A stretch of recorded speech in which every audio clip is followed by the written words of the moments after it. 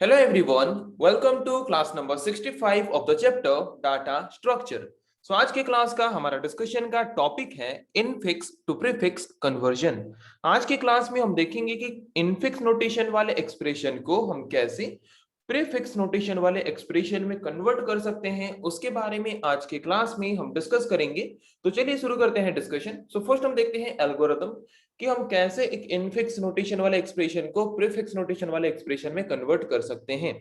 So first step is that reverse the infix expression. Suppose एक infix expression हमारे पास है, जैसे कि मैंने यहाँ पे एग्जांपल लिया है a प्लस बी इंटू सी। इसको पहले हम क्या करेंगे, फर्स्ट स्टेप में इसको रिवर्स करेंगे। ओके, उल्टा लिखेंगे, पहले c फिर इनटू फिर b फिर प्लस फिर a। ओके, और अगर वहां पे कोई भी पैरेंथेसिस आता है तो वहां पे हम ओपन पैरेंथेसिस को क्लोज पैरेंथेसिस के हिसाब से कंसीडर करेंगे एंड क्लोज पैरेंथेसिस को ओपन पैरेंथेसिस के हिसाब से कंसीडर करेंगे। ओके, सो फर्स्ट स्टेप पता चल गया कि जो इनफिक्स नोटेशन वाला एक्सप्रेशन हमें मिला होगा उसको हमें रिवर्स करके लिखना है। ये हमारा फर्स्ट स्टेप है। रिवर्स करके लिखने के बाद स्टेप 2 में हम क्या करेंगे, जैसे पोस्टफिक्स एक्सप्रेशन में हम क्या करते हैं, मतलब जैसे कि इनफिक्स को पोस्टफिक्स में कन्वर्ट करते वक्त हम जैसे ऑपरेशंस परफॉर्म करते थे स्टैक में, वैसे ही सेम ऑपरेशन हम परफॉर्म करेंगे उस रिवर्स इनफिक्स एक्सप्रेशन का। ये जो रिवर्स इनफिक्स एक्सप्रेशन है इसका हम क्या करेंगे, इसका हम पोस्टफिक्स एक्सप्रेशन फाइंड करेंगे, जैसे हम पोस्टफिक्स एक्सप्रेशन को फाइंड करते हैं एक इनफिक्स एक्सप्रेशन से। ओके, जो कि हमने लास्ट कुछ क्लासेस में किया था। तो यहाँ पे हमें मिल गया, देखो, पोस्टफिक्स एक्सप्रेशन। पोस्टफिक्स एक्सप्रेशन मिलने के बाद स्टेप 3 में हम क्या करेंगे, इस पोस्टफिक्स एक्सप्रेशन को रिवर्स करेंगे, मतलब इसका उल्टा लिखेंगे, plus a into B C. और यहाँ पे जो रिजल्ट हमें मिला ये है हमारा प्रीफिक्स एक्सप्रेशन और प्रीफिक्स नोटेशन वाला एक्सप्रेशन। तो यहाँ पे हमने 3 स्टेप्स में क्या किया, सक्सेसफुली हमने एक इनफिक्स नोटेशन वाले एक्सप्रेशन को प्रीफिक्स नोटेशन वाले एक्सप्रेशन में कन्वर्ट कर लिया। ओके, तो चलिए एक एग्जांपल लेते हैं, एग्जांपल के थ्रू इसको समझने की कोशिश करते हैं।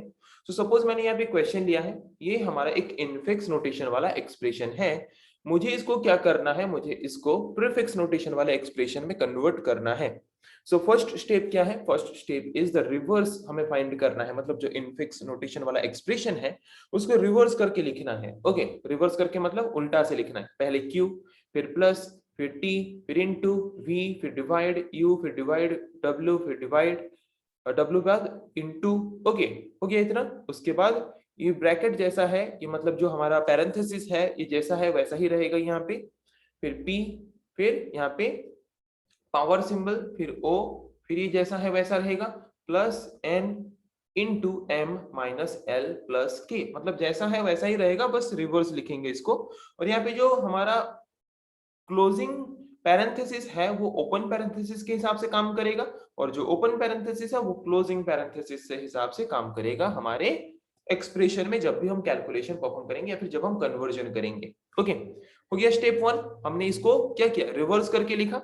रिवर्स करके लिखने के बाद स्टेप 2 में क्या था, हम जैसे एक इनफिक्स नोटेशन वाले एक्सप्रेशन को पोस्ट फिक्स नोटेशन वाले एक्सप्रेशन में कन्वर्ट करते हैं, वही सेम प्रोसेस में अभी क्या करेंगे, इस रिवर्स एक्सप्रेशन को हम पोस्ट फिक्स एक्सप्रेशन में कन्वर्ट करेंगे। ओके, तो ये है हमारा वो रिवर्स इनफिक्स एक्सप्रेशन। तो पहले क्या है, क्यू।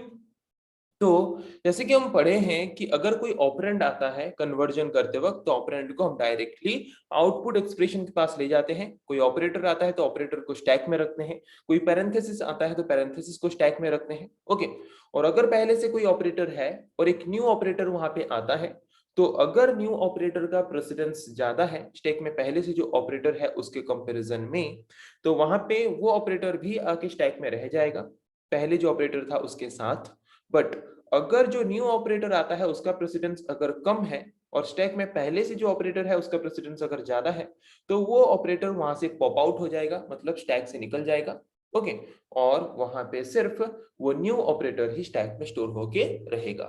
ओके, तो फिर नेक्स्ट क्या है, क्यू के बाद प्लस, तो प्लस को हम स्टैक में रखेंगे, फिर आया टी, टी को हम आउटपुट एक्सप्रेशन में लेंगे, फिर आया इनटू, चेक करेंगे पहले से प्लस और इनटू।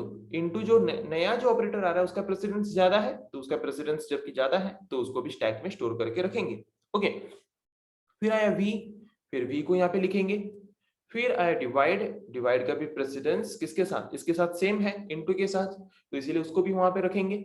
फिर आया क्या, डिवाइड के बाद फिर आया यू को फिर हम आउटपुट एक्सप्रेशन में लिखेंगे, फिर आया डिवाइड, सेम है प्रेसिडेंस, सो फिर से उसको स्टैक में स्टोर करके रखेंगे, फिर आया डब्ल्यू को हम आउटपुट एक्सप्रेशन में लिखेंगे, फिर आया इनटू, सेम प्रेसिडेंस है, फिर आके उसको क्या करेंगे, स्टैक में स्टोर करके रखेंगे, फिर यहाँ पे आया हमारा क्लोजिंग पैरेंथेसिस। क्लोजिंग पैरेंथेसिस को हम यहाँ पे यूज करते हैं ओपन पैरेंथेसिस के हिसाब से।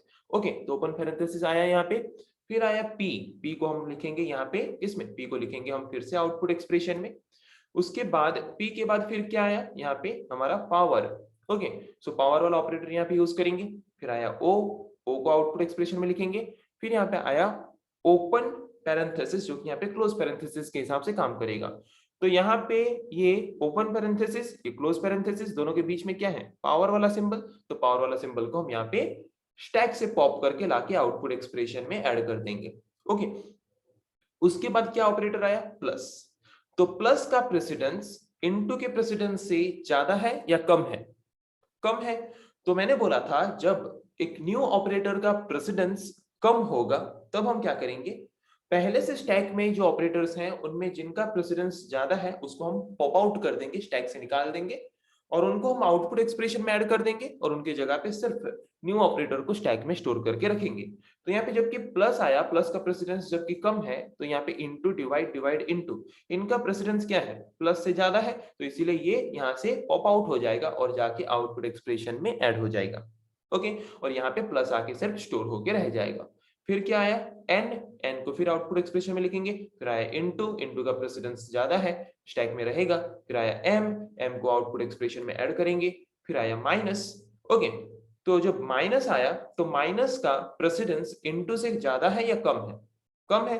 तो जब न्यू ऑपरेटर का प्रेसिडेंस कम होगा तो क्या करेंगे, स्टैक में पहले से जो ऑपरेटर है जिसका प्रेसिडेंस ज्यादा है उसको वहां से हम पॉप आउट करेंगे। हमने वहां से निकाला इनटू को और यहाँ पे आउटपुट एक्सप्रेशन में ऐड किया और यहाँ पे माइनस को हमने क्या किया, माइनस को हमने यहाँ पे ऐड किया हमारे स्टैक में। ओके, फिर आया एल को आउटपुट एक्सप्रेशन में लिखेंगे, प्लस को फिर हम यहाँ पे लिखेंगे, सेम प्रेसिडेंस है। फिर आया के को आउटपुट एक्सप्रेशन में लिखेंगे, खत्म।